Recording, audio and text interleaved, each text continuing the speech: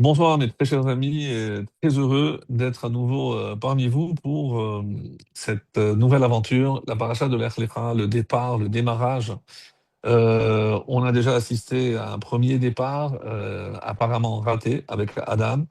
Ensuite, un deuxième essai avec Noir, ça n'a pas forcément abouti. Et là, on va assister donc à ce troisième essai avec Avraham Avinu. Et quand je parle de cette façon-là, évidemment, je fais écho au Pirkei Avot, dont on va lire un extrait tout à l'heure, puisqu'on dit qu'il y a 10 générations entre Avraham et Noach, et 10 générations de Noach de Adam jusqu'à Noach, et de Noach à Avraham il y a encore 10 générations. Donc, il y a forcément quelque chose, une continuité. Et si, comme c'est rapporté par la majorité des commentateurs, au départ, le projet divin, c'était de pouvoir faire profiter toute l'humanité du message de la lumière, de la Torah, de la vérité.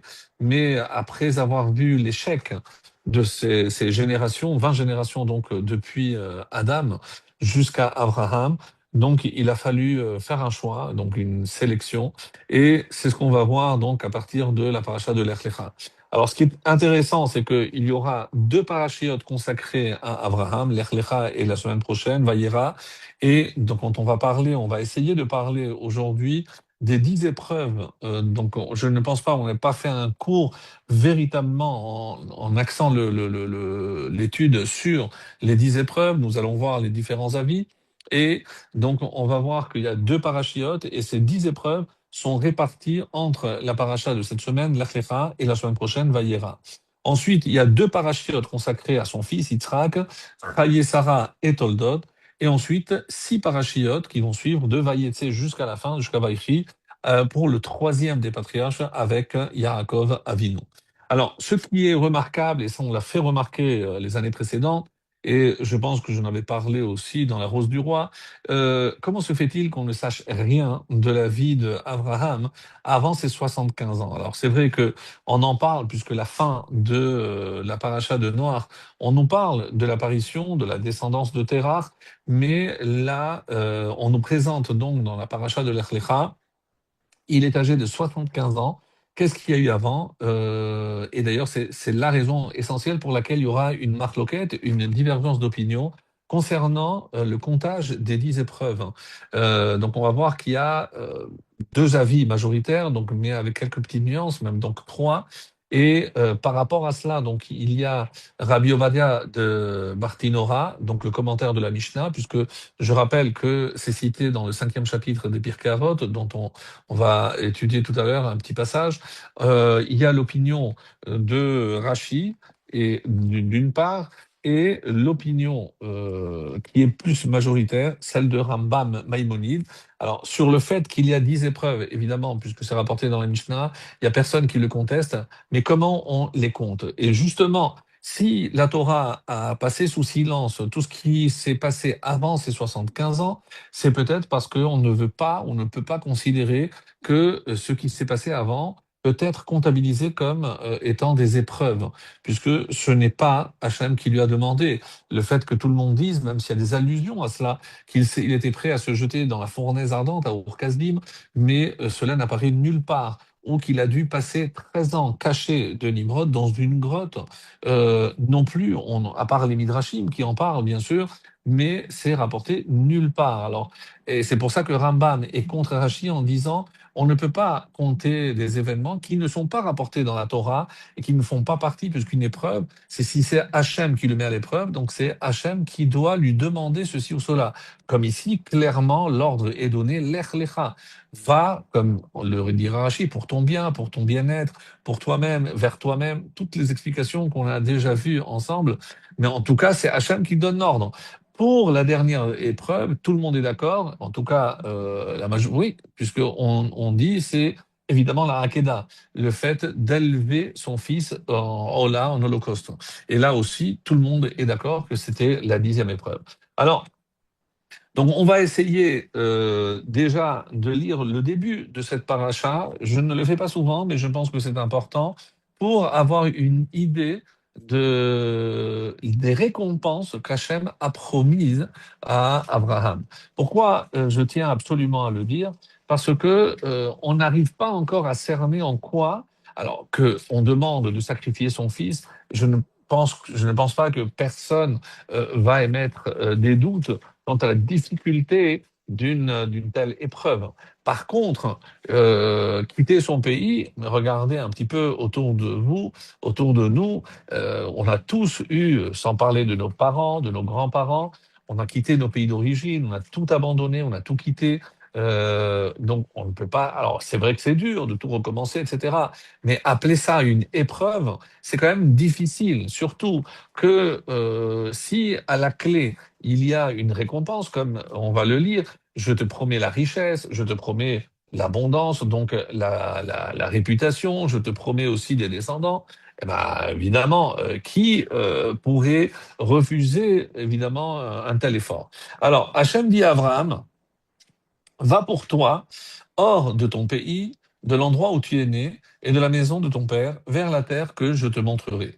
Certains ici vont justement utiliser ce premier verset pour dire, c'est que Abraham, toute sa vie, il a eu toujours un but, il a eu une mission. Même s'il n'avait pas été, on va dire, contacté, pour ainsi dire, par Hachem, mais une fois qu'il s'est mis en tête un projet, il va aller jusqu'au bout. Alors, certains vont vouloir dire, avance, mais il ne sait pas vers où il se dirige, comment il est arrivé. Donc, c'est le fait de ne pas savoir où on va. Lorsque nos parents ont quitté les pays d'origine, parce qu'on pensait qu'il y avait peut-être une meilleure opportunité pour eux, ou certains pour les enfants. Donc, il y avait un but, il y avait une raison à cela. Mais ici, il était très bien là où il était. Il doit tout quitter et il ne sait pas pourquoi, pour aller où et au nom de quoi. Donc, quelle était cette véritable mission? Donc, certains vont dire que c'était en cela, par rapport à sa nature, où lui, tout était tracé, tout était réglé, ne pas savoir. Et on va voir que, par exemple, par ce mérite-là, ses descendants, lorsque Dieu va les faire sortir d'Égypte, et Hachem nous a compté ça comme une bonté. Donc, je me rappelle donc de cette bonté où tu m'as suivi, donc sans savoir où on allait, parce que tu m'as fait simplement confiance. Donc, on a hérité ce côté, on va dire, naïf dans le bon sens du terme, où on suit Akadosh Baruch Hu parce qu'on sait que ça ne peut être que pour notre bien.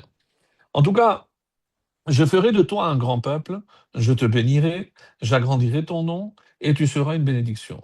Je bénirai ceux qui te bénissent, et celui qui te maudit, je le maudirai. Et toutes les familles de la terre seront bénies par toi. Donc si on compte, il y a 7 récompenses. Donc je les ai comptées pour que vous voyez. Donc un grand peuple, c'est la réputation, je te bénirai et j'agrandirai ton nom, donc toujours la réputation, et tu seras bénédiction. Veillez Beracha. Alors, on va voir ici un Baal magnifique sur ce passage-là. Et je bénirai ceux qui te bénissent et celui, et c'est curieux parce que ceux qui te bénissent, c'est au pluriel, et celui qui te maudit, il y en aura un. Et vous pouvez déjà le deviner, même si le Baal va nous le dire d'une manière très belle, je le maudirai et toutes les familles de la terre seront bénies par toi. Mes amis, cette bénédiction qu'il va transmettre à Israël, à Yaakov, à nous tous, qu'est-ce qu'on est en train de dire ici? Que toutes les familles de la terre seront bénies par toi. Qui toi? Toi le juif. Donc, s'il y a l'abondance, s'il y a de la bénédiction dans le monde, c'est à travers le peuple juif que ça arrive. Quand un non-juif fait du mal à un juif, même si certains l'ont dit d'une autre façon, mais ils sont en train de se faire du mal à lui-même, parce qu'ils empêchent la bracha, le canal par lequel eux aussi auraient pu recevoir cette bénédiction, en faisant du mal. C'est comme si quelqu'un coupait le canal par lequel il est censé recevoir le flux divin. C'est de l'autodestruction. Et Abraham partit. Écoutez bien, parce que c'est très important. Ka'asher en hébreu, Ka'asher diber elav Hashem. Comme Hashem le lui avait dit. Ça, c'est extrêmement important parce que il n'a pas posé de questions. Mais où tu veux que j'aille? Comment je vais savoir où c'est? Hashem n'a rien précisé Abraham n'a rien demandé. Jamais. À aucun moment, on va voir, et on va voir que ça va aller en s'empirant, parce que plus on avance avec Abraham, plus on va se rendre compte de la situation, les situations dans lesquelles il va se trouver.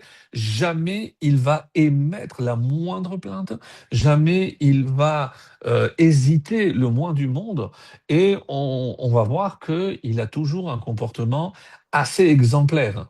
Donc, on va écouter maintenant le Baal HaTurim. Baal HaTurim exceptionnel ici par rapport donc à ce passage. Qu'est-ce que le Baal HaTurim nous dit? Vayomer, Hacham, il parle, et ici nous savons qu'il y a toujours une différence entre Vayomer et Vaïdaber. Vaïdaber, c'est un langage dur. Ka'acher Diber, et c'est curieux, parce que Ka'acher Diber, comme Dieu lui avait dit, et on se pose la question, mais Hachem, à aucun moment il y a marqué Vaïdaber, il a dit Vayomer. Donc, le Patar Ba'amira. Au départ, Hachem lui parle gentiment, avec douceur. Et pourquoi Amira? Écoutez la réponse du Balatourim. Belachon shenivra boaolam, et c'est par le même langage que le monde a été créé. Chez Be'asara ma'amarot nivra olam. Quand nous allons voir la Mishnah qui parle de ce chiffre 10, et on nous dit que le monde a été créé par 10 paroles, mais par 10 paroles où on voit à chaque fois Vayomer. Donc une parole douce. Mais les 10 paroles de la création, et c'est ce qu'il nous dit ici, Vechulo lo nivra ela bizrut Avraham.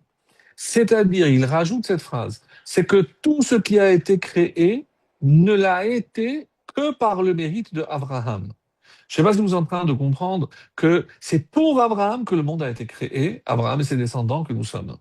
L'écart ktiv alav ma'ama lech lecha, et c'est pour ça qu'il est écrit ici lech lecha, ramazlo, il lui a donné une allusion. Que Shetiye ben mea, parce que lech lecha, c'est 20-30, 20-30, donc c'est 50 et 50, c'est 100. Quand tu auras 100 ans, 100 ans, Az ve'esra le goy gadol, je ferai de toi une grande nation. Et à quoi ça correspond l'âge de 100 ans? 99, c'est la Brit Mila, 100 ans, c'est la naissance de Yitzhak. Keshenolando Yitzhak.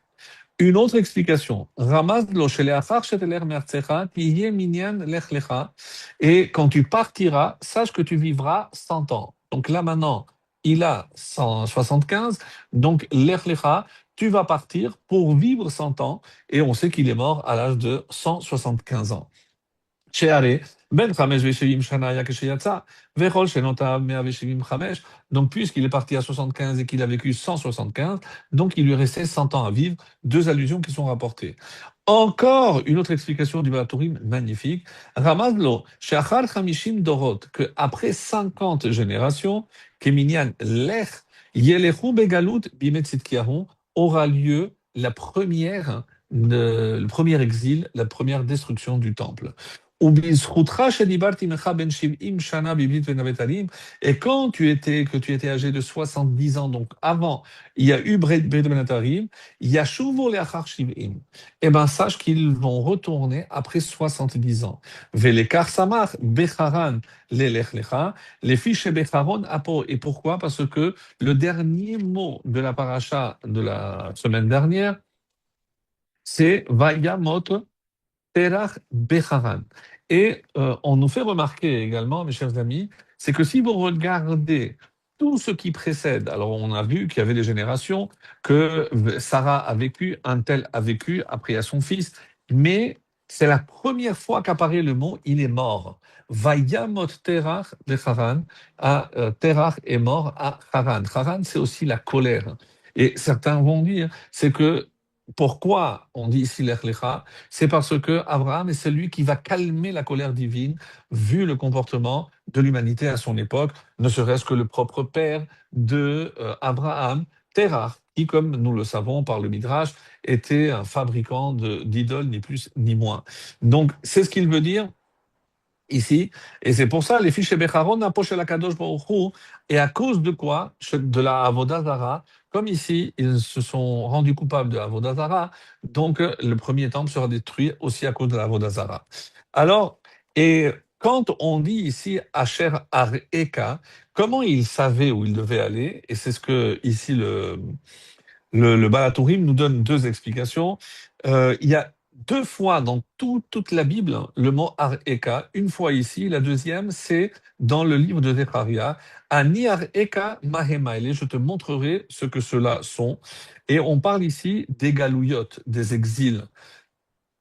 De là, on apprend que Hachem a montré à Abraham les exils futurs. Asher Har Eka. Donc, quand est-ce que tes descendants devront quitter leur terre après la destruction des deux temples, donc et les quatre exils? Dieu a montré à Abraham tout ceci. Ar Eka, il dit que la gematria, c'est Ba'ananim, grâce à des nuées. Melamed, she'ayu ananim olchim lefanav umraim lo adeler. Donc, comment il savait où aller? Parce qu'il y avait des nuées devant lui et il suivait ces nuées. Il savait que c'était la direction qu'il devait suivre. Donc, comme nous l'indique ici le Balatourim. Donc, c'est un Balatourim magnifique. La vérité, c'est que chaque fois que le Balatourim nous donne des indications, c'est du pur génie. On ne peut pas tous les faire. Mais en tout cas, j'ai sélectionné celle-ci. Alors, on revient maintenant à ce que l'on disait par rapport donc à la vie de Abraham. Alors, je viens de dire qu'il a vécu 175 ans. Et sincèrement, nous, on se pose la question, lorsque on voit certains personnages, j'en ai relevé ici quelques-uns, des plus importants, pour qu'on se rende compte. C'est que oui, mais vous comprenez, lui, il a réussi des grandes choses parce qu'il a vécu 175 ans, Moshe 120 ans, etc. Oui, mais il y a de très, très grands personnages, mes chers amis, qui ont vécu très peu, mais ils ont eu le temps d'accomplir. Le terme merveille ne suffit pas, parce qu'ils ont compris, ils ont vraiment réalisé, c'est du pur génie. Alors je parle par exemple de quelqu'un comme qui est comparé à Moshe et Aaron, c'est le prophète Samuel. Alors si je vous demandais, est-ce que vous avez une idée de combien d'années il a vécu? Alors bon, tout ceci évidemment on peut le trouver dans des textes, etc. Je ne rapporte pas les sources, je rapporte juste parce que c'est pas le but de mes propos. Mais il a vécu 52 ans. Alors imaginez ce il a eu le temps de réaliser qu'en 52 ans. Mais aujourd'hui, quelqu'un qui a la cinquantaine, il est appelé jeune. Il est mort à 52 ans. Shlomo Ameler, nous on se dit, ben, il a vécu, je ne sais pas moi, 100 ans, 120 ans. Non, mes amis, il n'a vécu que 52 ans, comme le prophète Samuel. Alors, et imaginez, parce qu'il était roi alors qu'il était enfant, donc imaginez tout ce qu'il a réalisé alors qu'il est mort tellement jeune, à 52 ans. Le maître des deux plus grands Amoras, Abaye et Rava, c'était Rabba. Et lui aussi, on dit qu'il a vécu très peu de temps, et alors qu'il a enseigné pratiquement toute la Gemara, cite Rabba, ou sinon ses deux élèves, Abaye et Rava, il est mort à l'âge de 40 ans. Que 40 ans, mes amis. Et 40 ans, lorsque vous voyez toutes les citations, on se dit, mais comment c'est possible? Le Rama, Rabbi Moshe Isserles, comme vous le savez, dans le Shulchan Aruch, il y a Rabbi Yosef Karo et il y a le Rama, donc pour toutes les décisions ashkénazes. Et Rabbi Moshe Isserles, il est mort, mes amis, à l'âge de 33 ans. Et il a réussi, il a eu le temps d'étudier toute la Gemara, et il n'y avait pas encore le Shulchan Aruch, mais il a écrit lui-même, il a attendu que Rabbi Yosef Karo termine la rédaction, et il a rajouté Haga, remarque, et chaque fois qu'il avait quelque chose à rajouter, il le faisait. Donc, 33 ans, mes amis. Le Char, un des plus grands commentaires du Shulchan Aruch, il est mort à 41 ans seulement. Le Harizal, évidemment, tout le monde a entendu parler, alors qu'il a fait des découvertes que depuis le temps de Rabbi Shimon Bar Yochai, on ne les connaissait pas. Il n'est mort à l'âge de 38 ans seulement. 38 ans. Et enfin, je n'ai pas tout fait, j'avais une liste, mais j'ai pris vraiment l'essentiel.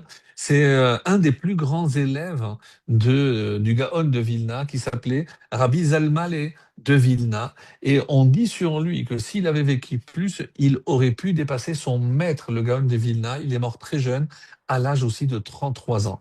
Donc, tout ceci pour dire quoi? Que ce n'est pas la quantité, ça on le savait, c'est la qualité. Si on sait quel est l'essentiel et vraiment on se consacre, mes amis, à l'essentiel, en tout cas, on essaie de transmettre ce message à nos enfants déjà, ce serait merveilleux. pour donner, si je l'ai cité en exemple, c'est pour qu'on se dise, regardez, mais c'est des génies, et je ne vous ai pas tout dit. On dit que même s'il avait vécu 1000 ans, il n'aurait jamais été à la pointe de ce qu'un Amora, c'est-à-dire l'époque de la Gemara. Évidemment, un Amora, il n'avait rien à voir avec un Tana à l'époque de la Mishnah. On ne peut même pas imaginer le niveau, pas intellectuel, on ne parle pas de ça, mais le niveau spirituel de ces hommes, alors que, ils savaient c'était quoi l'essentiel. Et toute la Torah orale que nous avons, c'est grâce à tous ces gens, tous ces grands maîtres qui ont vécu pour nous transmettre et pour nous permettre de consacrer la majorité de notre temps à étudier, à nous abreuver justement à leurs eaux. Alors, quelle a été la grandeur? Pourquoi on prétend que le monde a été créé, je viens de le lire dans Balatori, que le monde a été créé pour Abraham. Alors, je pense qu'on avait déjà vu cette idée, mais elle est tellement belle, moi, on va la reprendre. On dit que c'est rapporté dans le livre de Yehoshua, au chapitre 14, le verset 15, hein, Ha'adam ha'gadol ba'anakim, l'homme le grand parmi les géants. On parle de qui? Et les Chachamim nous disent là-bas, les commentaires, Amar Rabbi Levi, Ha'adam Agadol Ba'anakim, c'est Avraham. On dit, mais qui est l'homme le grand parmi les géants? Mais c'est qui cet homme parmi les géants? Adam Arishon? Non, Avraham. Alors on dit, mais pourquoi on l'appelle Gadol? On dit parce qu'il aurait mérité d'être créé avant Adam. Alors, et pourquoi alors Akadosh Baruch Hu, il n'a pas créé avant? La réponse est hallucinante. Parce que si Abraham avait été créé au début, et que si Abraham avait fauté, il n'y aurait eu personne capable de réparer la faute de Abraham. Alors qu'est-ce qu'il a fait Hachem? Il a fait en sorte de créer Adam d'abord, et ensuite Abraham. Et qu'est-ce qu'on apprend de là? Que si, chez Imil Kalkel, que si il y a le premier qui allait créer Adam, en l'occurrence, eh ben, si lui allait fauter, Yavo Abraham, Viyetaken Tartav. Parce qu'il fallait quelqu'un avec la capacité de réparer la faute de Adam. Donc il fallait quelqu'un d'immense. Et c'est pour ça qu'il est encore plus grand que Adam lui-même, puisqu'il est capable de réparer la faute de Adam. Et donc ça, c'est la raison pour laquelle on dit que le monde a été créé pour Abraham, parce que lui était le seul capable de réparer la faute de Adam Arishon. Et c'est rapporté par la suite dans le Midrash. Amar Rabbi Ava bar Bakahana, Benoach sheba olam adam sheyesh lo korah. Donc il parle ici à quoi on compare Abraham, parce que quand Hachem l'a placé au milieu entre la génération qui va suivre et la génération qui précède, c'est comme une poutre qui tient ce qui est avant et ce qui est après. Et donc imaginez la force.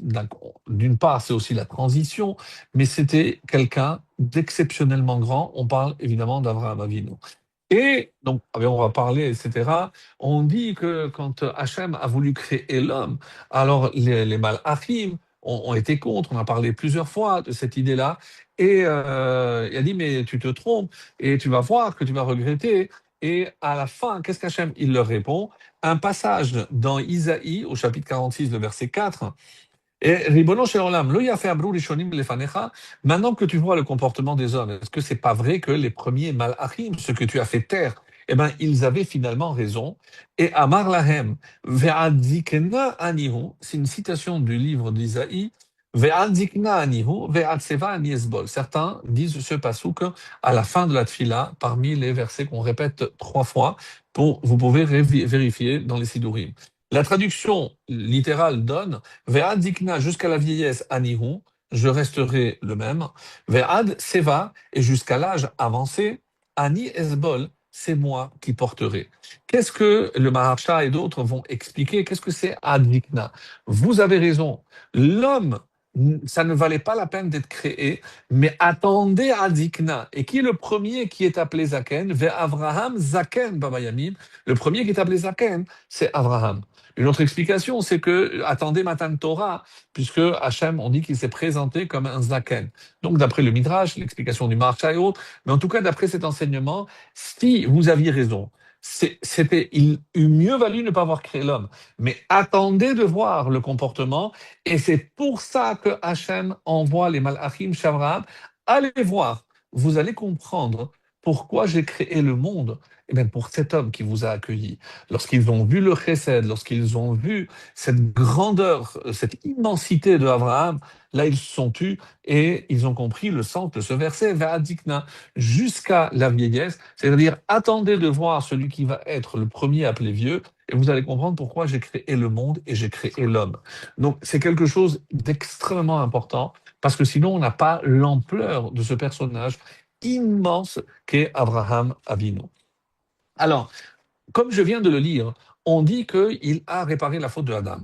Mais en quoi? Parce qu'il a repris le flambeau, il a repris la mission, etc. Alors, il y a une explication. On n'avait pas vu dans les détails, mais là, on va le faire même rapidement parce que c'est important. On dit que en quoi consistait le tikkun. Il faut en voir quelles ont été les conséquences. Donc, on dit que suite à la faute de Adam, puisque il a écouté sa femme, que la femme a écouté le Nachash en disant non, Hachem, il ne veut pas que vous soyez comme lui, parce que cet arbre-là, c'est lui qui donne la connaissance. Donc, on dit que, et la Gemara, elle est très dure avec Adam, on dit qu'il est kafar barika. Il a renié l'essentiel. Il a dit, ah, donc Hachem tire aussi son pouvoir de cet arbre. Donc, c'est comme s'il acceptait qu'il y avait quelque chose avant l'existence de Dieu, et ça s'appelle un hérétique. On dit ça, c'est assimilé à la Avodazara. Donc, un des pans de la faute de Adam, c'est la Avodazara. Ensuite, il a entraîné la mort, donc c'est Shfichudamim, c'est le meurtre. Et le serpent nous dit que la Gemara, Hishiani, quand elle s'est défendue, Chava, elle a dit, le serpent m'a séduit. Et on nous dit comprendre par là que la Shon Nisuin, donc il y a eu une relation, c'est comme, et donc ici, c'est une relation interdite parce que c'était une femme mariée, donc il y a aussi Gilou Yarayot. Et on aura besoin des trois avotes, hein, parce que on dit, mais qu'est-ce qu'il faut faire pour mériter le titre de Havot? Alors, il y en a qui disent qu'il faut qu'ils transmettent à toutes les générations à venir un message. Il y en a qui disent qu'il faut qu'ils soient tous éprouvés. Donc, on va parler des épreuves, comme je l'ai annoncé dans le début. Donc, et il y en a qui disent aussi, c'est qu'ils étaient en mesure de réparer les fautes précédentes. Et c'est pour ça que, d'après l'explication très belle de nos Chachamim, qu'est-ce qu'on nous dit? Abraham, il a réparé la Avodazara. Alors, comme il a réparé la Vodazara, parce que lui, il a nié, on va voir que toute sa mission, c'était d'expliquer aux gens l'existence de Dieu. Et on dit aussi qu'il avait, d'après le Zohar, une explication très belle, c'est que Vehu Omed, il avait un arbre. D'ailleurs, Vehu Omed Alechem, lorsqu'on dit que Abraham, il se tenait sur les invités, mais qui étaient les anges, qu'est-ce que ça veut dire, Vehu Omed? Et ils ont accepté, c'est vrai qu'il est au-dessus de nous. Donc ça, c'est l'explication très belle. Et autrement dit, quand ils ont vu le comportement d'Abraham, ils ont dit, ils ont accepté ce que Hachem leur avait dit, regardez Abraham et vous aurez compris pourquoi j'ai créé l'homme. Vehu Omed Alechem, il était au-dessus d'eux, littéralement, parce que il a dépassé les malachim, il a dépassé les anges. Donc, et c'était quoi cet arbre? On dit que c'est un arbre particulier, parce qu'avant, ça faisait partie aussi de la Vodazara, de l'idolâtrie. Et lui, il a planté un arbre particulier, d'après le Zohar, qui dit que, et il avait les branchages. Lorsque il voulait savoir si la personne qu'il avait en face, c'était un idolâtre, donc il s'approchait. Si l'arbre ouvrait les branches, donc il ne faisait pas Avodazara, donc il le traitait d'une certaine manière. Lorsque les branches se refermaient, ça voulait dire que cet homme, il faisait ou il pratiquait l'idolâtrie. Et donc là, il mettait le paquet, pour ainsi dire. Donc il avait, je ne sais pas si on peut imaginer le niveau d'Abraham, c'est le Zohar qui nous le dit, d'avoir planté un arbre qui était capable de lui révéler si la personne était, oui ou non, euh, si elle pratiquait c'était un idolâtre ou pas. Donc, quelque chose d'extraordinaire. Donc, plus loin encore. Donc, on a dit qu'Abraham, donc, il a réparé l'aspect de la Vodazara. Yitzhak, qu'est-ce qu'il a réparé? Yitzhak, c'est Shfichut Damim. Parce que si ils ont apporté, Adam a apporté la mort au monde, donc lui est le premier qui a été prêt à se sacrifier. Vous allez me dire, oui, mais Abraham, oui, mais ce n'est pas écrit dans la Torah, et Hachem ne lui avait pas demandé. Ici, Hachem demande à Yitzhak, 37 ans, de se sacrifier. Et lui, il était prêt à mourir pour donner un sens à la mort. Et on dit que c'est comme ça qu'il a réparé Shfirut Damim.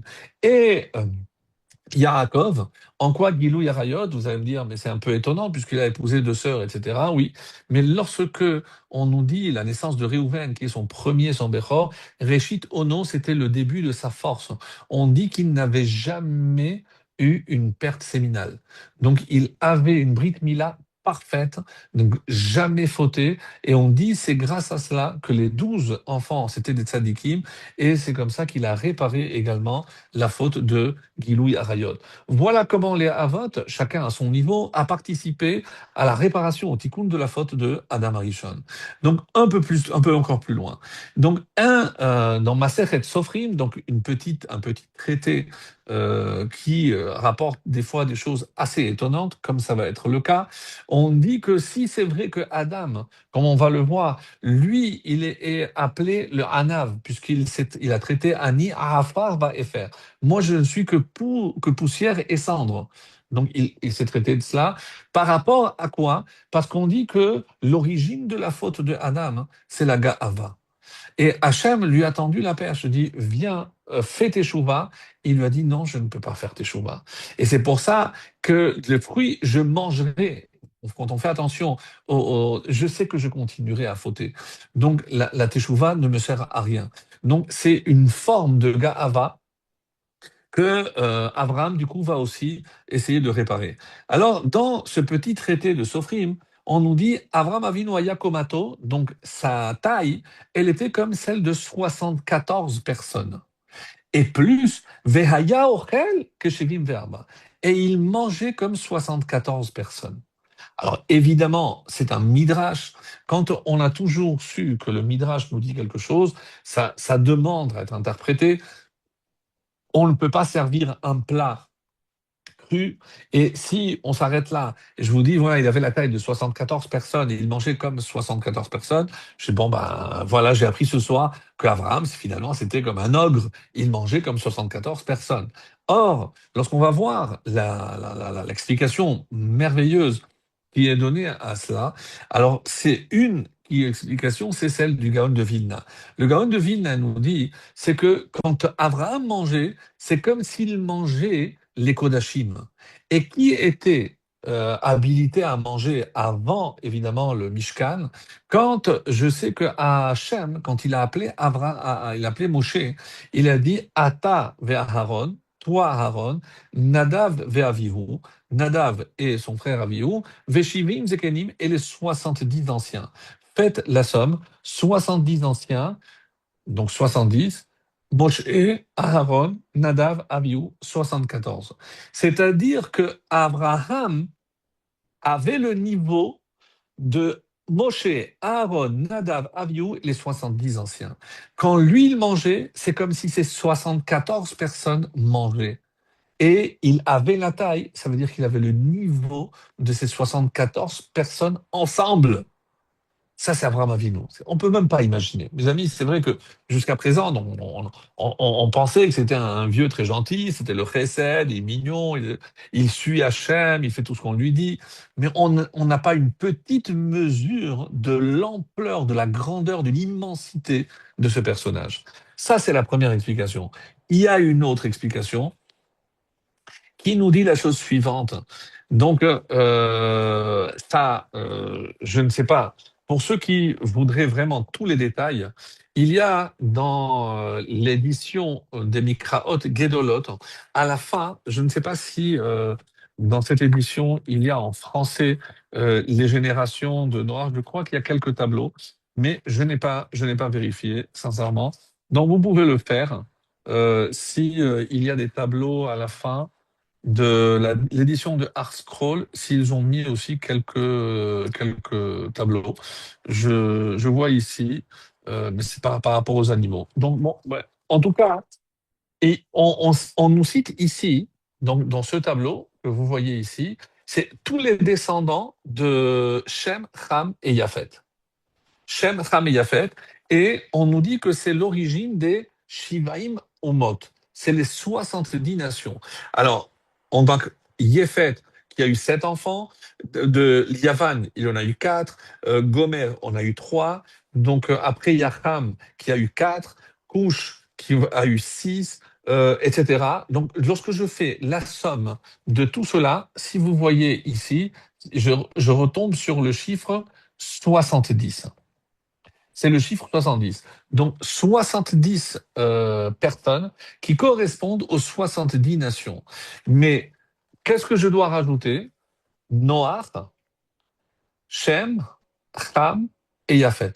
Donc, les 70 descendants qui correspondent aux 70 nations, plus Noach, ses 3 enfants, 74. Je suis là dans une autre explication, mais qui n'est pas moins belle, et qui nous dit que Abraham est l'équivalent des 70 nations, plus Noach et ses 3 enfants. Donc, on a comparé avant à Moshe, Aaron, Nadav, Avihu, les 70 anciens. Ici, c'est Abraham, c'est contre les 70 nations. Et vous comprenez pourquoi ce chiffre de 70, on va le retrouver chez Yaakov lorsqu'on descendra en Égypte. Et après, évidemment, à partir de là, on va se multiplier. On assistera aux 12 tribus et tous les descendants.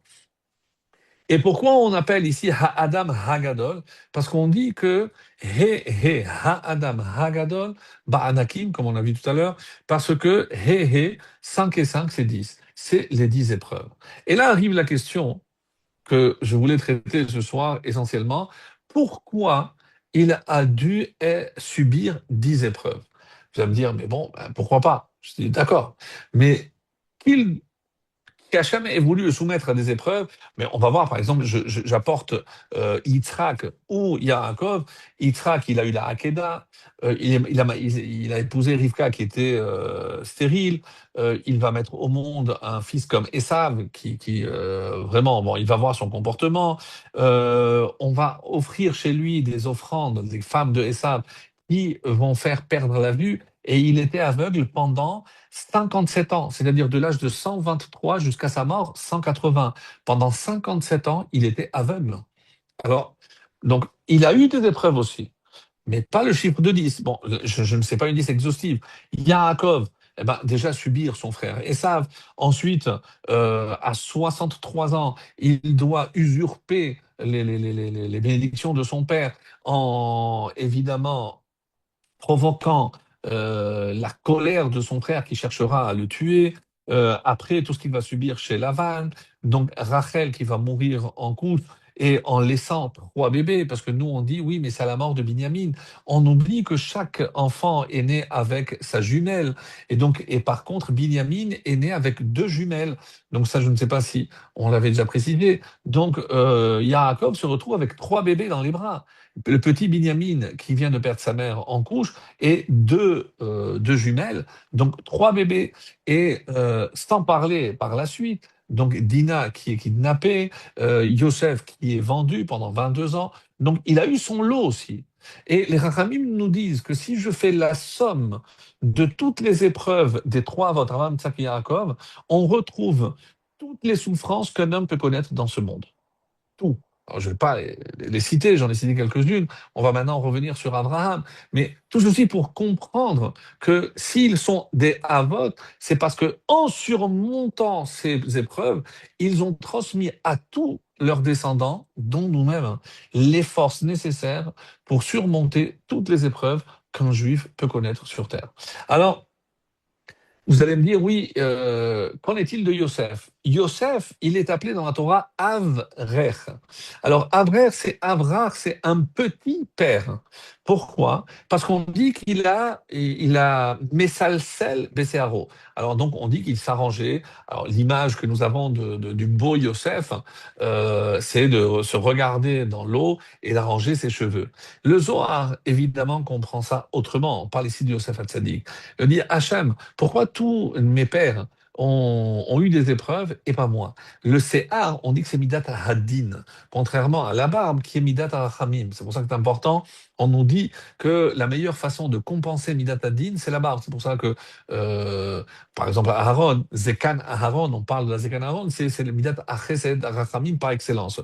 Donc, et comme ça, c'est din, c'est pour ça qu'on couvre, et j'ai la femme, on couvre entièrement. Bon, il y a d'autres explications très intéressantes, très belles. C'est pas le sujet de ce soir.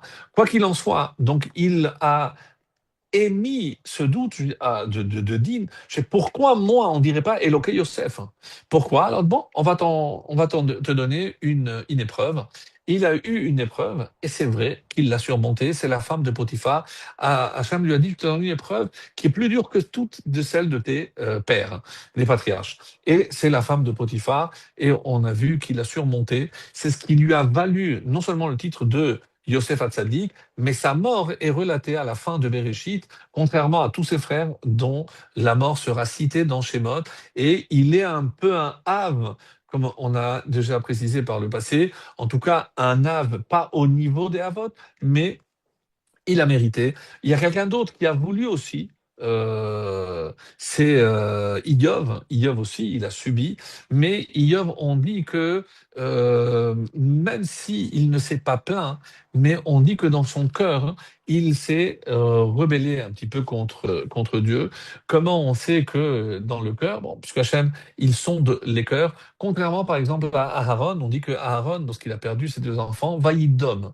Vaïdom Aaron, il s'est tu. Et comment on sait, bon, que peut-être dans son cœur, il avait une petite pointe de... Non, parce que juste après, Hachem lui parle et lui donne une nouvelle loi concernant les chétouillés yayin, c'est-à-dire l'interdiction, par exemple, pour un Kohen de boire. Et si Hachem lui parle, on dit que c'est la Shekhinah qui s'y manifeste. Mais En Shekhinah Shora, Ella Bimakom Simcha. Et s'il n'y a pas la joie, il n'y a pas de Shekhinah. Donc, si Hachem se révèle à Aaron, je ne sais pas si on peut imaginer, c'est qu'il n'y avait pas de tristesse même dans son cœur.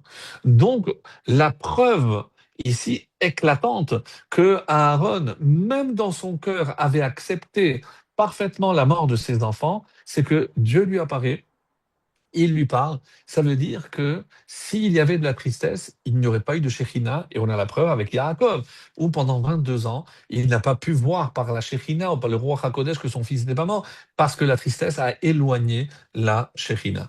Alors, En Shekhinah Shora Ela Mitor Simcha. Retenez ça parce que c'est exceptionnel. Il n'y a pas de joie, il n'y a pas de Shekhinah. C'est pour ça que dans un mariage, on dit Ish veisha zachu Shekhinah benehem. Ça veut dire zachu, si ils sont, et c'est pour ça qu'on parle tellement de simcha dans un mariage, parce que les 7 brachot, les 7 cieux, on essaie de faire descendre la Shekhinah, et qu'est-ce qui se passe, la Shekhinah qui descend? Eh bien, si la Shekhinah voit cette joie, alors elle restera avec ce couple tout le long de leur existence. Ce qu'on souhaite à tous les couples, bien entendu. Alors, tout ça, c'est très beau. Et là, maintenant, on arrive à la partie que je voulais développer un peu plus ce soir que ce qu'on a vu les années précédentes. Donc, d'abord, s'il y avait une quantité d'épreuves à faire subir au Havod, parce qu'il devait mériter ce titre, hein, d'accord, mais pourquoi ne pas répartir un peu équitablement? Donc, on n'a pas donné un chiffre pour Yitzhak, on n'a pas donné de chiffre non plus pour Yaakov. J'ai énoncé, mais ça, c'est moi qui le fais parce qu'on connaît l'histoire. Mais pour Abraham, il y a un chiffre exact. Et ça, c'est très étonnant. Et c'est ce qu'on va essayer de voir ensemble. Donc, la Mishnah, c'est dans Masechet Avot, le Maxime des Pères, et on est au 5e chapitre. Et juste avant, et c'est intéressant parce que vous allez voir que tout est lié et la réponse que je vous propose ce soir, qui est extraordinaire, donc elle fait le lien entre toutes ces Mishnayot.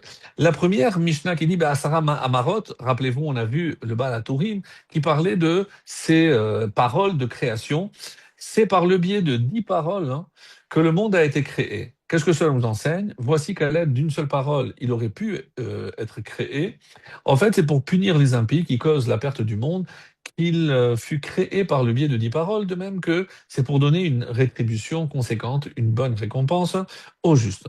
Deuxième Mishnah, il y a eu 10 générations depuis Adam jusqu'à Noach, afin de proclamer l'étendue de sa longanimité, pour montrer à quel point Dieu est patient et qu'il n'a pas puni pendant 10 générations. En effet, toutes les générations qui se sont succédées alors ont attisé la colère de Dieu jusqu'au point où il a amené sur eux, on le sait, les eaux du déluge. Il y a eu 10 générations depuis Noach jusqu'à Abraham, et là encore, afin de proclamer sa longanimité, En effet, toutes les générations attisèrent la colère de Dieu jusqu'à ce que vienne Abraham et il a reçu pour lui seul le salaire qui, normalement, devait revenir à tous. Et là, vous pouvez rentrer comme explication les 74 que j'ai rapportés dans ce Midrash, puisque c'est toute la génération, et c'est 70 donc descendants de Noach par Shem, Ham et Yafet, donc ça rentre très bien. Et là arrive la troisième Mishnah, c'est ce qui nous concerne.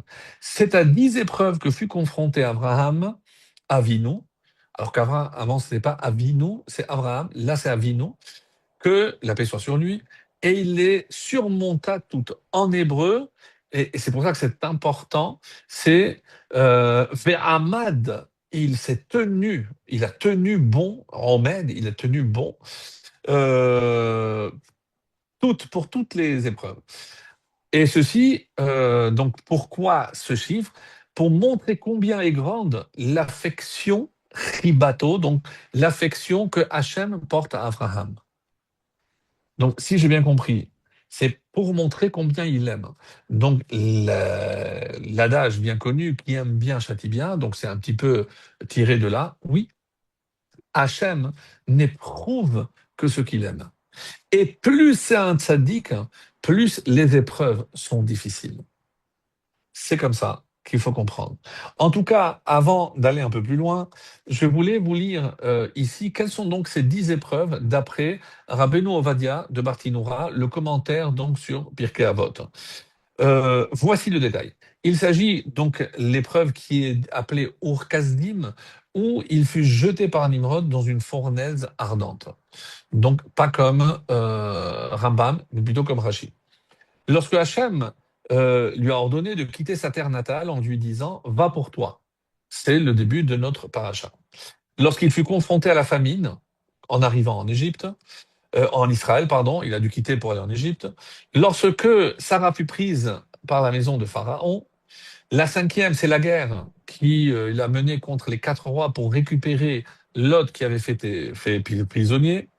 L'épisode de Brit Ben Abetarim, l'alliance des morceaux, et en quoi c'est une épreuve, puisque c'est des annonces, des prophéties, oui, mais au cours duquel il lui a été révélé que non seulement il y aurait l'Égypte, mais aussi l'asservissement qui ferait, rappelez-vous, comme on l'a vu dans le Balatourim également, par le biais des 4 nations qui sont la Perse, la Médie, la Grèce et Rome. La circoncision à l'âge de 99 ans, lorsque Avimelech, le roi de Grag, a aussi kidnappé Sarah, neuvième, lorsqu'il a dû répudier Hagar, sa servante, et son fils Ishmaël, et la 10e, c'est le sacrifice de Yitzhak, la Akedat Yitzhak. Donc ça, c'est d'après la Mishnah. Alors, dans toujours cette édition de Mikrot Gedol qui est fabuleuse, hein, il y a aussi un tableau où on dit Asara Nishonot. Donc je vous cite Rashi, et vous allez après vous-même tirer les conclusions, voir les différences. Moi, je ne suis pas là pour ça, c'est au moins qu'on entende une fois. Bikesh, Nimrod, les Rorko. Donc celle-là, on n'a pas vu puisqu'elle n'a pas été citée. Nimrod a cherché à le tuer et il s'est sauvé, il s'est caché pendant 13 ans dans la terre. J'avais dit dans une grotte, il y a 2 versions, donc il s'est caché sous terre. Ishlicho Be'orkazdim, donc de la fournaise ardente. Après, il a dû quitter sa terre natale. Akadosh Baruch Hu a ramené la famine. Sarah a été prise dans le palais de Pharaon. Ok. Les rois qui ont kidnappé son neveu Lot. Brit Benarim, où il a vu les 4 exils, ça on vient de le voir. La circoncision, on l'a vu aussi. Répudier, expulser Hagar et son fils, on l'a vu aussi. Et le fait d'élever son fils en holocauste, on l'a vu aussi.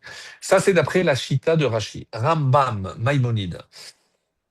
La première, donc lui, il tient que ce qui n'apparaît pas dans le texte ne peut pas être comptabilisé. Donc tout ce qu'il y a eu avec les 13 années dans la terre ou caché, etc., ou la fournaise ardente, il n'en parle pas. Donc l'Erlecha, donc quitte ta terre, la famine, effectivement, donc le fait que sa femme a été kidnappée par le pharaon, la guerre contre les 4 rois, on a parlé, Hagar, il doit prendre Hagar et prendre Hagar alors qu'il est marié avec Sarah est considéré comme une épreuve, et oui. l'a mis là à la vieillesse. Donc également le roi de Grar qui a kidnappé Sarah, le fait de renvoyer Agar après qu'il a eu Ishmaël, l'expulsion de Ishmaël également, neuvième, et la Hakeda, dixième. Vous voyez qu'il y a des petites nuances entre ces trois versions que je vous ai données. Donc, l'essentiel, c'est qu'on a retenu qu'il y a plusieurs versions, que le chiffre 10 reste incontesté parce que c'est la Mishnah, et donc c'est évident que personne va dire. Alors, notre question, c'est pourquoi ce chiffre 10. Et si on voit un petit peu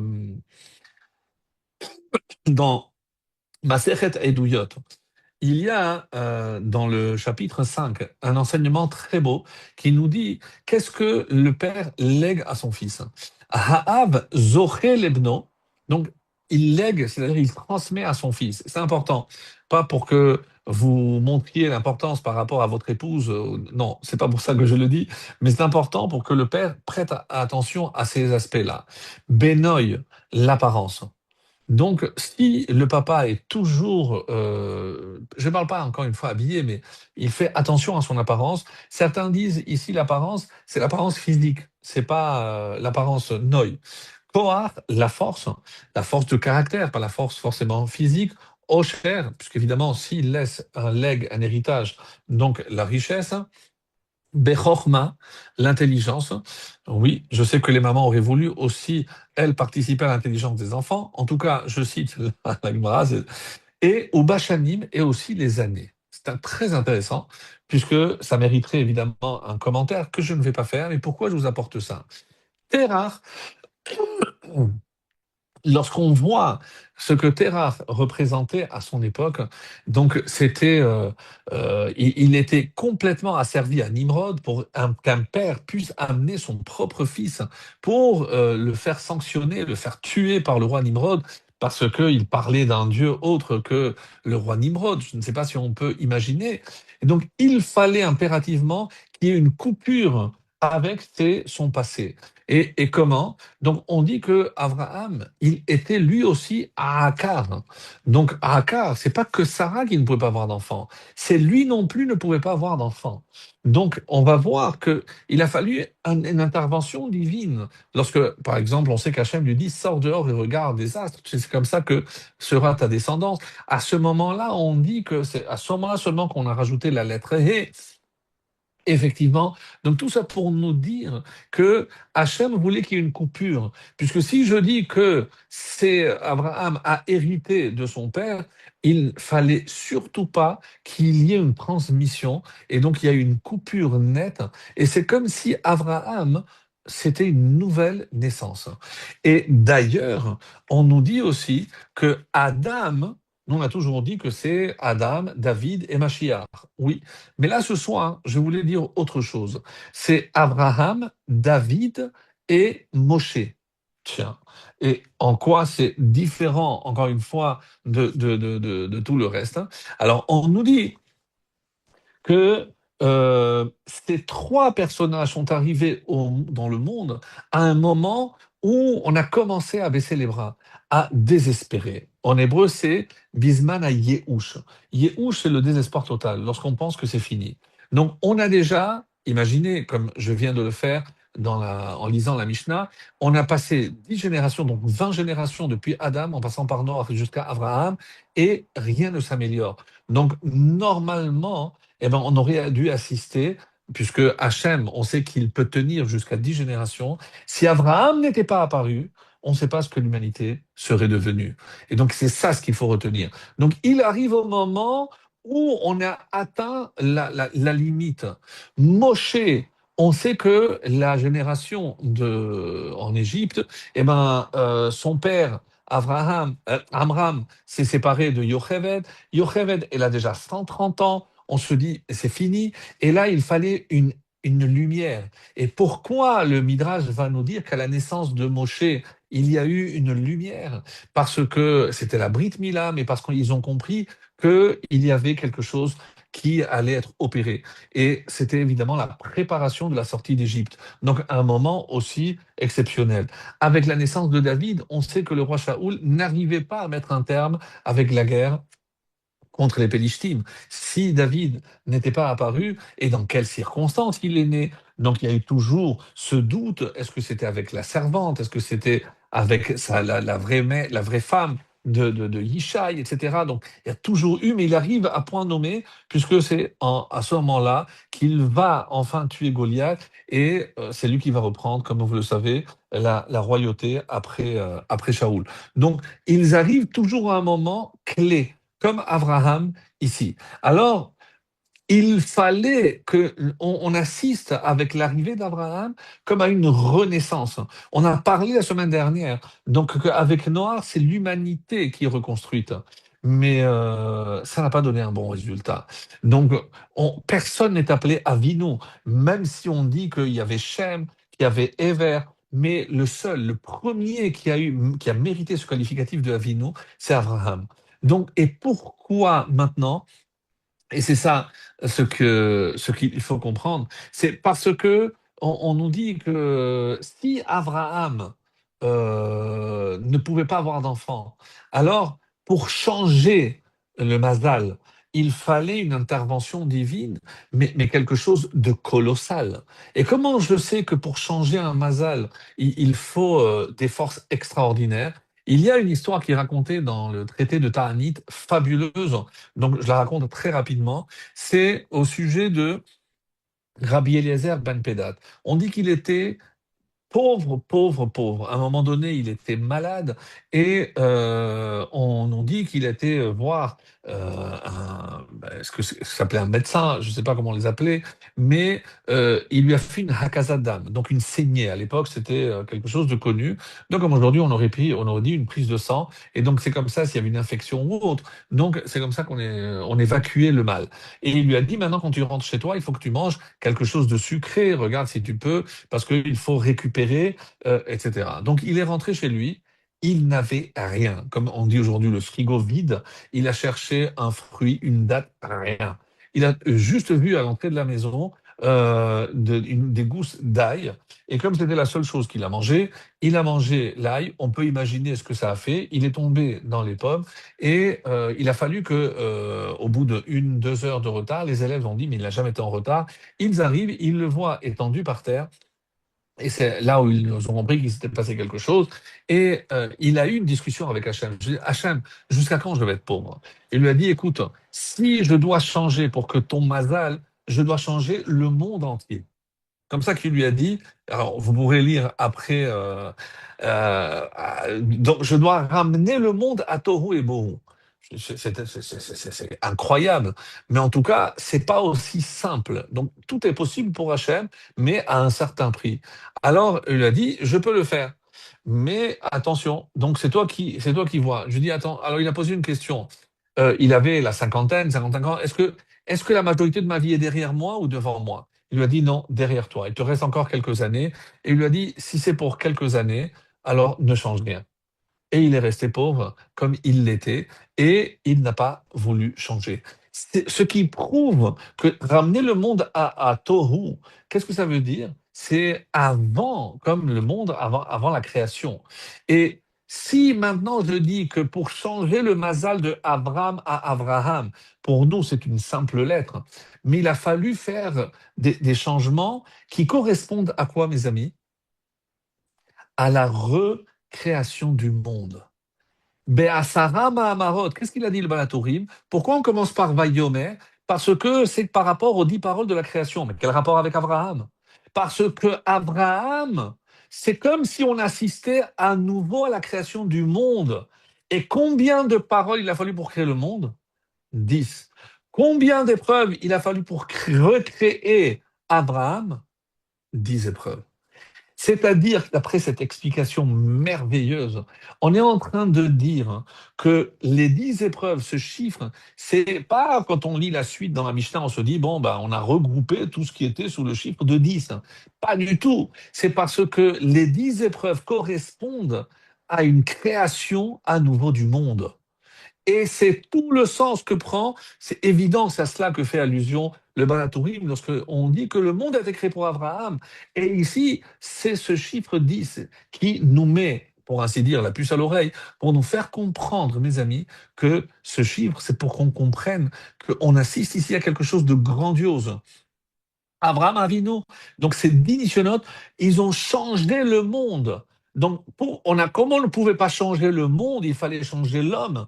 Mais comment je change l'homme? À travers ces 10 épreuves, c'est comme si j'avais à nouveau assisté à la création du monde par les 10 paroles. C'est l'explication. Et maintenant, pourquoi vers Ahmad? Parce qu'on sait très bien que Romed, les Malachim sont appelés Romdim. Oui, il y a une autre explication aussi très belle. On dit que l'homme qui a des enfants, il s'appelle Ahmed. Il tient. Parce que les enfants continueront à le faire tenir, même lorsqu'il n'est pas là. Quelqu'un monte la Torah, on dit fils d'un tel. Donc, le papa n'est plus de ce monde. Mais tant qu'il y a des fils, ben, c'est comme si on maintenait son nom vivant sur terre. Mais quelqu'un, alors nous qui n'a pas d'enfant, alors il est relaire, il s'en va. Parce que en s'en allant, sans laisser des enfants, c'est comme s'il s'en allait de manière définitive, Laura Alléno. Donc, et ici, à Ahmad, donc comment on va comprendre? C'est qu'il est passé de relaire, de celui qui n'avait pas d'enfant, à Omed. Et vous comprenez pourquoi la 10e épreuve, pour maintenir maintenant son fils, qui Hachem lui avait dit, qui Beyitra, qui Kalele Chazara. Donc c'est comme ça. Alors, vous allez me dire, mais comment on peut comparer la première épreuve à la dernière? Donc on a déjà expliqué un petit peu que au niveau de l'épreuve, c'est pas simplement quitter un endroit, mais ne pas savoir où on va, et surtout que Hachem lui a promis certaines choses. Mes amis, n'oubliez pas que Hachem lui a promis la richesse, la réputation et les enfants. Il arrive en Israël. Alors lui, gentiment, il est venu peut-être avec une petite somme. Donc il vit au jour le jour, mais avec le peu qu'il a, mais Dieu lui a promis une richesse. Ben, il arrive, il y a la famine. Donc les gens l'accusent, mais tu es arrivé, depuis que tu es arrivé, il y a la famine. Il doit partir. Et il ne dit pas Hachem, Hachem, je ne comprends pas, mais tu m'as fait quitter pour me ramener ici à la famine. Je ne comprends pas. Il arrive en Égypte et il va pas en Égypte comme ça. Il a compris que là-bas, c'était bizarre. Donc, il fait construire une boîte, il met sa femme dedans et lorsqu'il se fait attraper à la douane, il dit, mais qu'est-ce que c'est ça? Non, c'est ma sœur. Alors la réputation, elle est faite. Dans tous les journaux en Égypte, voilà le serviteur de ce Dieu unique qui met sa sœur ou sa femme, on sait plus rien, dans une boîte. Mais en tout cas, la réputation, elle est grillée. Je veux dire, la richesse, il n'en a pas. Sa femme, donc les enfants, elle est kidnappée. Et la réputation, elle est grillée. Je dis, mais alors, tout ce que tu as, Hachem, tout ce que tu m'as promis, je ne vois rien.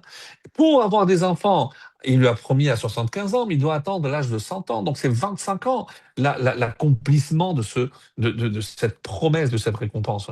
Donc, et là, on voit la grandeur d'Abraham. Jamais il n'élève la moindre plainte, la moindre question, la moindre hésitation. Tout ce qu'Hachem libère, il va, il avance comme Hachem lui a demandé. Et ben, il ne comprend pas, c'est pas grave, il avance. Alors, et c'est ça ce qui est formidable, comme on dit souvent que, on va voir, dans la paracha de Chaye Sarah, elle a vécu 127 ans, et on dit 100 ans comme 20 ans, tous pour le bien. Alors, je m'excuse, mais pendant cette période où elle a été kidnappée en Égypte, après par Elimelech, donc le roi de Gra, c'est à 90 ans qu'elle va avoir un enfant. Donc, de 90 à 127, on dit les 37 ans où Vayiyu, c'est les 37 ans où elle a vécu le bonheur, parce qu'elle a eu son fils Yitzhak. Mais comment je peux dire que toutes les années étaient bonnes? Les Tova, comment on peut dire comme ça? Parce qu'on dit que le bien, c'est comme nous on voit le monde. Pas comment on perçoit, nous, ce qui nous arrive, nous, on voit le bien. Et c'est pour ça qu'elle, finalement, elle disait, comment on peut dire ça? Parce qu'elle, elle disait, Hakol les Tova. Donc, c'est comme ça, bon, ben, c'est comme ça. Et, et là, quand tu ne peux pas voir où tu vas, parce que des fois dans la vie, on a des projets, mais ça ne se réalise pas comme on avait tous des rêves d'enfance, de jeunesse, etc. Ça ne correspond pas forcément à ce on avait vu, on avait pensé, on avait rêvé. mais on avance quand même parce qu'on a un but, on a une mission, et même si on trébuche dans le chemin, même si on va connaître quelques, pas trébuches, mais on va connaître aussi des embûches, mais on doit toujours avancer. Et ce qui est magnifique ici, c'est l'explication que je voudrais rajouter aussi au nom de l'Admour de Claysenburg. Alors, il est connu comme le Admour de Sants, puisque c'est celui qui a créé l'hôpital Laniado, je en ai déjà parlé, celui qui a aussi fondé le Mif'al Hashas. Avant son arrivée en terre d'Israël, eh ben, il n'y avait pas, on n'imprimait pas la Gemara. Donc, imaginez le mérite qu'il a eu de diffuser la Gemara partout en Israël et dans le monde. Et jusqu'à aujourd'hui, le Mif'al Hashas, sans parler de toutes les écoles et les yeshivot qu'il a créées partout à Tibériade, du nord au sud, sans parler évidemment au nord de Natania, pour ceux qui connaissent l'hôpital, pour ceux qui connaissent la communauté de Kiryat Sans, là-bas, quelque chose d'incroyable. Et ce qui est encore plus incroyable, lorsqu'on sait qu'il a perdu sa femme et ses 11 enfants, qu'il a survécu, qu'il s'est remarié, je pense qu'il a eu encore 7 enfants, et on lui a posé la question comment il a tenu. Et il a dit une chose formidable. Il a dit, quand on a été pris pour aller à Auschwitz, donc je marchais avec mon père, et mon père souriait. On a croisé quelqu'un qui nous a dit, je viens de votre village, il a été complètement brûlé. Et son père, il continuait à sourire, à être content. Et il lui a dit, mais papa, je ne comprends pas. Il lui a dit, mon fils, c'est si tu veux que nos ennemis gagnent, alors sois triste. Et comme ça, tu vas éloigner la Shekhinah. Mais si tu restes content, la Shekhinah est avec toi et tu sentiras la présence divine qui te permettra de surmonter toutes les épreuves dans la vie. Une leçon extraordinaire. Et en parlant justement d'Abraham, il a un enseignement dans ses textes, dans ses études. Il dit comme ça, Abraham a dit à Anochi, Afar va Efer. On dit, je suis poussière et cendre. Poussière, parce que tout ce qui précède, il ne reste rien. Et Efer, j'ai failli brûler mon fils en holocauste, donc j'ai failli ne pas avoir de futur. Donc, au fait, je ne suis rien. Sans passé et sans futur, je ne suis rien. Qu'est-ce qu'Hachem lui a dit? Par ce mérite, il y aura deux mitzvot. On le sait, Afar, donc c'est Sota, parce qu'on ne sait pas finalement ce qui s'est passé, s'il a vraiment trompé son mari ou pas. Donc, on va pouvoir connaître le passé. Et FR, c'est les cendres de la vache rouge qui vont pouvoir purifier les gens et continuer à avancer vers la vie, donc vers le futur. Donc, le passé et le futur. Et là, il dit comme ça, et il rapporte un midrash magnifique euh, qui s'appelle le Midrash Pelia, moins connu que les autres. Et on dit, il apporte ce texte, je vais le traduire, mais parce que ça veut rien dire sans explication. Tzadikim olo ochlim elami gezel. Les sages ne mangent que de ce qui est volé. Ve'omrim tamid kedor laomer. Et toujours ils disent Kedor Laomer. Kedor Laomer, c'est un des rois avec lesquels donc Abraham a fait la guerre. Mais c'est incompréhensible. Comment je peux imaginer qu'un tzaddik il mange du vol? Alors vient le Admor de Kleisenburg, donc, et il dit la chose suivante. Qu'est-ce que c'est Gezel? Donc comment ils arrivent à manger les tzaddikim? Gezel, c'est les initiales de Gam, Ze, Letova. Donc, comment ils continuent à manger et à avancer et à survivre et à surmonter toutes les épreuves? Parce que chaque fois qu'ils avancent, ils disent Gamzo Letova.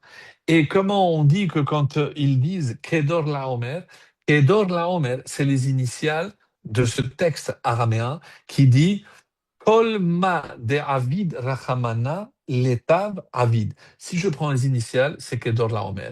Et que veut dire cette phrase? Kol ma de Avid Rachamana. Tout ce que Rachamana, le Rahman, le miséricordieux Dieu, tout ce que Dieu fait, letav Avid, il le fait pour le bien. Donc c'est une leçon de Emouna extraordinaire. Parce que nous, on a un problème. Nous, on pense que une fois qu'on a acquis la Emouna, eh ben voilà, on a la Emouna et c'est tout. Non, mes amis. Donc, les habits grandissent. Nous, on grandit, on s'améliore. Eh ben, la Emouna, on doit aussi la nourrir. La Emouna doit grandir. Et comment, si Hachem veut faire grandir la Emouna, comment Hachem il s'y prend? Ben, il nous envoie des épreuves. Donc, les épreuves, c'est le moyen par excellence de pouvoir exploiter, développer la Emouna et la faire grandir. Puisque ce n'est pas que la théorie, c'est aussi la pratique. Évidemment qu'on ne demande pas, comme David a demandé aussi une épreuve, et il n'a pas tenu parce qu'il voulait aussi dire Éloqué David. Pourquoi on ne dit pas Éloqué David? Hachem lui a dit non, on dira Magen David. Et c'est dans la Haftara, donc la bracha qui clôture, dont on dit Magen David, mais il n'a pas eu le mérite, il n'a pas surmonté. Donc c'est l'épreuve avec Bathsheba, bien entendu. Alors, pour résumer donc, tout ce qu'on a dit, donc, les trois promesses que Dieu a faites à Abraham, qui sont Yeladi, Mammon et Pirsum.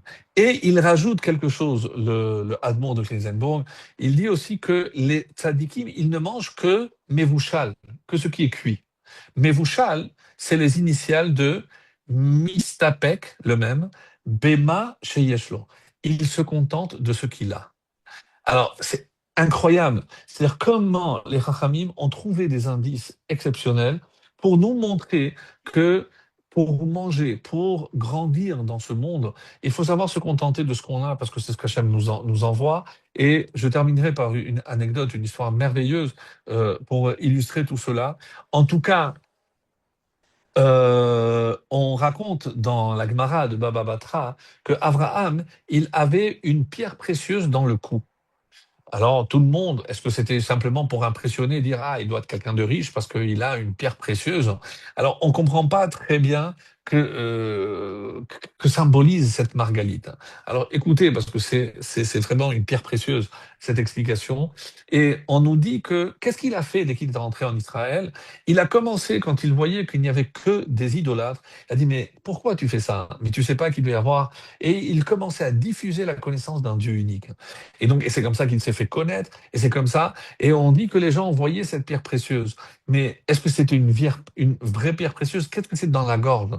C'est la pierre précieuse dans la gorge, mes amis, c'est le pouvoir, le koach hadibour. C'est la façon qu'il avait dans la gorge, c'est-à-dire la parole éclairante qu'il avait, où il arrivait à convaincre le koach hashirnoua, la force de convaincre tous ceux avec qui il parlait de l'ineptie dans laquelle il se trouvait, donc de l'absurde de ce en quoi il croyait, alors qu'il y avait un créateur, alors qu'il y a un capitaine dans ce bateau, qu'il y a un manhi, qu'il y a un dirigeant dans la création, et c'est cette pierre précieuse. C'est comme ça qu'il dit, il savait parler pour convaincre les gens, et c'est petit à petit qu'il a réussi à les faire abandonner leurs pratiques idolâtres. Et quand on dit dans la Gemara que les gens, ils voyaient, ils guérissaient. Mais ils guérissaient de quelle maladie? Pourquoi le Rabbeinu Bechaye dit, mais je ne comprends pas cette Gemara, puisque la maladie, qui c'est qui va la demander? C'est Yaakov. Donc avant, il n'y avait pas de maladie. Oui, mais cholé nefesh, c'est une maladie mentale. Maladie mentale, c'est de ne pas se rendre à l'évidence de la croyance en un Dieu unique.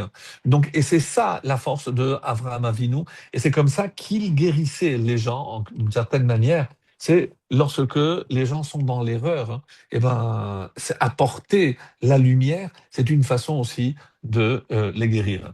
Alors, la dernière partie, la conclusion de notre cours d'aujourd'hui, c'est pour rappeler un petit peu, encore une fois, comment ça nous parle, nous? Puisqu'on on parle, plus on décrit ce personnage, plus on se sent tellement petit et loin, loin, loin, loin d'un personnage comme Abraham.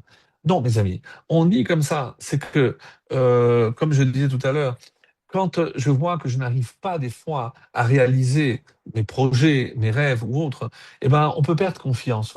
Et la perte de confiance fait que on va évidemment s'attrister, on va perdre l'énergie nécessaire. Lorsque dans un couple, on va rencontrer quelques difficultés, on va voir que ça va avoir des retombées surtout sur l'éducation, sur la parnassa, surtout. Donc, maintenir cap, ça demande des efforts constants. Et quand je parle de Emouna, c'est ça. ces épreuves-là, évidemment qu'elles sont voulues par Hachem. Est-ce que je peux exclure Hachem de ce qu'il m'arrive? Certainement pas. Alors, et c'est pour ça qu'on nous dit, et qu'est-ce qu'il nous a montré finalement, Abraham, par son exemple? C'est en quelque sorte, c'est que lorsqu'on a un projet, on fonce. Donc, il n'a pas attendu qu'Hachem, c'est toute la marloquette pour savoir comment on compte les 10 épreuves. Est-ce que le fait qu'il était prêt à mourir pour Hachem, est-ce que c'est oui une épreuve ou non? L'épreuve, c'est qu'il ne savait pas si Hachem, puisqu'il ne lui avait pas demandé, est-ce qu'il allait le sauver ou pas. Et donc, si il était prêt à mourir, ça s'appelle Messirut Nefesh. Messirut Nefesh, c'est ce don de soi lorsque des fois, on doit faire aussi des efforts. Je ne parle pas de sacrifice, mais aussi des concessions dans la vie de tous les jours pour que ça aille bien avec celui-ci, avec mes enfants, avec ma femme, avec mon entourage, etc. Donc, si je ne suis pas prêt à faire des efforts, eh ben, je ne verrai jamais la récompense. Alors, comme il se fait déjà tard et que j'aimerais terminer par cette histoire. Donc, mais avant cette histoire, il y a l'enseignement de la chassidoute. Lorsque Esther s'est retrouvée dans le palais de Assuérus, d'Achashverosh, on dit que le fameux psaume Keli Keli lama hazavtani, mon Dieu, pourquoi tu m'as abandonné? La chassidoute n'accepte pas cette lecture. On dit Keli Keli lema azavtani. C'est pourquoi, dans quel but tu m'as jeté ici dans la cage au lion? Qu'est-ce que moi, une jeune fille, qu'est-ce que je fais ici? Lema azavtani, c'est qu'à un moment donné, dans notre existence, on se pose la question, c'est pas pourquoi Hachem il m'a donné, on coupe le mot en français, pas pourquoi, pour quoi? Dans quel but? Donc, si je suis là, c'est que je dois être là. Ça n'existe pas que je me dise, je suis coincé, comment c'est possible? J'ai eu une panne, j'ai une annulation de vol, etc. Mais chaque chose qui pourrait me contrarier d'une façon extraordinaire, alors je dois penser à ce message de Esther Hamaka, d'après la Chassidoute. Il me dit, si je suis là, peut-être que j'ai une mission. Comme ces femmes qu'on raconte au nom du Rabbi, c'est une des premières missions de ce qu'on appelle les Neshé Chabad. Elles ont voyagé à Détroit et devaient rentrer un vendredi. Il y avait trop de neige, le vol a été annulé. Elle appelle affolé le secrétaire du Rabbi. Elle dit on est coincé. Elle dit qu'est-ce que c'est coincé? Je dis mais quoi, le Rabbi, il parle 6, 7 langues, il ne sait pas. Je dis non, ça n'existe pas un juif qui est coincé. Un juif est là où il doit être. Allez voir, je crois qu'il y a une université à côté. Allez voir s'il y a des juifs, allez leur apporter ce qu'il faut pour Shabbat, etc. Donc elles sont allées, elles ont trouvé des juifs qui, grâce à ça, sont revenus petit à petit. Le vol a été rétabli. Et donc il y a toujours une raison. Donc l'ama, c'est l'ema. Pour quel but? Et cette histoire, une histoire ici en Israël, qui va me servir de conclusion très très belle, et qui dit la chose suivante. On connaît même, puisqu'il a raconté, c'est lui qui raconte, il s'appelle Eliashiv Tzadok, un habitant de la ville de Modi'in. Et c'était un simple garagiste, et il voyageait tous les jours jusqu'à Petah Tikva. Donc c'est une petite heure. Et à un moment donné, donc il y avait un tournant, et donc il y a les feux qui continuent tout droit, ceux qui tournent. Et bon, tout le monde connaît parce qu'on l'a peut-être déjà fait. Et au lieu de faire toute la queue pour tourner, eh ben on fait semblant d'aller. Et dès qu'il y a un petit creux, pap, on rentre. Il était en retard, il a voulu le faire, il a dit non. Je dois montrer l'exemple. Je ne vais pas le faire. Le temps qu'il a hésité, il y a une petite voiture qui s'est faufilée devant lui et pour tourner. Et la colère, les nerfs, moi j'ai pas fait, comment on me l'a fait, etc. Il n'arrivait pas à se calmer. Il continue à rouler. Quelques kilomètres plus tard, il voit la petite voiture rouge arrêtée sur le côté. Elle a dit bien fait pour eux, mais il a évidemment un dilemme. Il est garagiste. Si cette personne a un problème, est-ce que malgré les nerfs, malgré ce qu'elle m'a fait, je vais quand même m'arrêter, moi je suis en retard, je vais lui porter secours ou pas? Alors il a fait un deal avec Akadosh Baruch Hu. Il a dit, écoute Hachem, j'ai mes meilleurs amis, ça fait déjà 7 ans qu'ils sont mariés, ils n'ont pas d'enfants. Moi, je suis prêt à céder sur la colère, sur ce que la personne m'a fait, je ne connais pas, mais à une condition. c'est que moi, je ravale ma colère et toi, tu feras un miracle pour que mon couple d'amis puisse avoir des enfants. Il s'arrête, il descend et il voit que c'est une jeune infirmière avec la tenue d'infirmière. Et quand elle le voit, elle est choquée. Je dis d'abord, écoute, excusez-moi, je crois que c'est vous où je suis passé. C'est que le mari de ma copine m'a appelé, la femme ne se sent pas bien. Moi, je terminais ma garde, j'étais pressé, je m'excuse vraiment. J'allais pour voir si je pouvais aider. Là, la voiture m'a abandonné. Alors, il dit, bon, ouvrez le capot. 10 minutes après, il a, combien je vous dois? Rien. Je dis, mais comment? Je dis, non, non, rien. Je vais vous demander juste une chose. Faites un Tehillim pour cette femme-là, c'est ma copine, pour qu'avec son mari, il puisse avoir des enfants. Et il lui a dit, j'ai jamais rencontré quelqu'un d'aussi honnête et aussi droit que vous. Je suis vraiment étonné. Mes amis, 6 mois après, ce garagiste s'est marié avec cette fille. Un an après cette rencontre, le couple a eu un garçon. Et la deuxième année, non seulement le couple du garagiste et l'infirmière ont aussi eu un enfant, mais l'autre couple a eu 2 jumeaux. Regardez tout ce qu'Hachem a réservé comme récompense au simple fait qu'il s'est retenu. Il s'est dit peut-être que c'était pour le bien, plutôt que d'en vouloir à quelqu'un. Il s'est arrêté. Steve ne s'était pas arrêté. Dieu lui a prévu sa femme. Dieu lui a prévu la solution pour que son couple ami puisse avoir des enfants. Voilà la récompense. Lorsqu'on fait Messirut Nefesh, lorsqu'on prend sur nous, on s'inspire des midot d'Abraham, eh ben, Abraham peut-être était immense. Mais nous, des fois, par notre comportement, on peut aussi se rapprocher un tout petit peu de l'immensité de notre patriarche Abraham.